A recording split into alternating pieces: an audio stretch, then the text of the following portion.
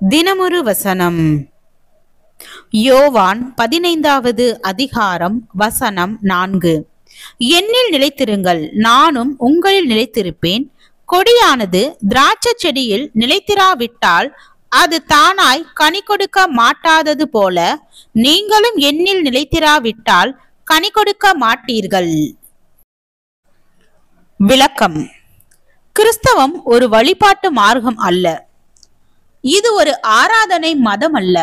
ஆராதனைகளும் வழிபாடுகளும் ஒருவருக்கு கிறிஸ்தவர் என்ற தகுதியை தந்துவிடாது. நீங்கள் நன்றாக ஆராதிக்கலாம், நன்றாக பாடி துதித்து பரவசமடையலாம், உண்மையாகவே தேவனை மிக உயர்வாக எண்ணி மனதார அவரை போற்றி புகழலாம். ஆயினும் இவை தேவனுக்கு முன்பாக உங்களுக்கு கிறிஸ்தவர் என்பதற்கான உண்மையான சாட்சியை தராது. நீங்கள் பக்தியோடு தேவனை வழிபடுகிறீர்கள், நல்லது. நீங்கள் மிகுந்த உற்சாகத்தோடு ஆராதித்து ஆனந்தம் அடைகிறீர்கள், நல்லது. ஆயினும் தேவன் உங்களை அழைத்ததன் பிரதான நோக்கம் அதுவல்ல. கிறிஸ்தவத்தின் அடையாளம் ஆராதனை அல்ல. கிறிஸ்தவத்தின் நோக்கம் ஆராதனை அல்ல.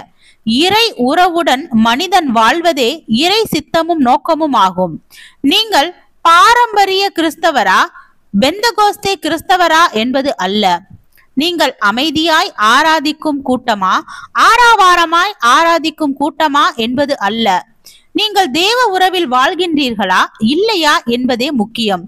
இயேசு அனுப்பப்பட்டதன் நோக்கம் அவர் ஆராதிக்கப்படுவதற்கு அல்ல, அவருடைய ஐக்கியத்தில் நாம் வாழ்வதே தேவ நோக்கம்.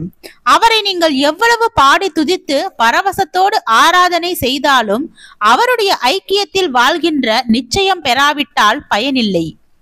இயேசுவோடு ஐக்கியமாய் இருப்பதே கிறிஸ்தவம். இயேசுவை நமக்குள் பெற்றுக்கொண்ட நிச்சயம் பெறுவதே, இயேசுவோடு இணைந்து பிணைந்து நிலைத்திருப்பதே கிறிஸ்தவம். இயேசுவை நமக்குள் இருப்பவராக காண்பதே கிறிஸ்தவம். இயேசுவை நமக்குள் கண்டு உறுதிப்படுத்துவதே கிறிஸ்தவம். கிறிஸ்தவம் என்பது இறை உறவை இருதயத்தில் அனுபவித்து அதனுடைய விளைவாக வித்தியாசமானதொரு வாழ்க்கை முறையோடு வாழ்வதாகும். கிறிஸ்தவர் என்றால் கிறிஸ்துவை உடையவர் என்றும், கிறிஸ்துவை தன் வாழ்க்கையினால் பிறர் காண செய்கின்றவர் என்றும் அர்த்தம் கொள்ளலாம். இயேசு கிறிஸ்து உலகத்தின் ஒளியாய் இருக்கின்றார்.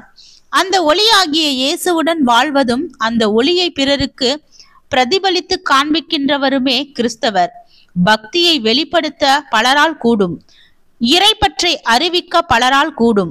ஆனால் இயேசுவை வெளிப்படுத்துவதற்கு உண்மையான கிறிஸ்தவராலேயே கூடும். இயேசுவை ஆராதிப்பது பக்தி, அவரை ஆர்வமாய் வழிபடுவது பக்தி, அவருக்காக பல நல்ல காரியங்களை செய்வது பக்தி. ஆனால் அவரை நம்முடைய வாழ்க்கையில் பிறர் காணும் விதமாக வாழ்ந்து காட்டுவதுதான் உண்மையான கிறிஸ்தவம். ஜெபம். தேவனுக்கு ஸ்தோத்திரம். தேவனே, நாங்கள் எங்களுடைய வாழ்க்கையில் தேவனுடைய குணநலன்களையும் தேவ சித்தத்தையும் பிரதிபலிக்கும் மனிதனாக வாழ கிருபை பாராட்டும். ஆமீன்.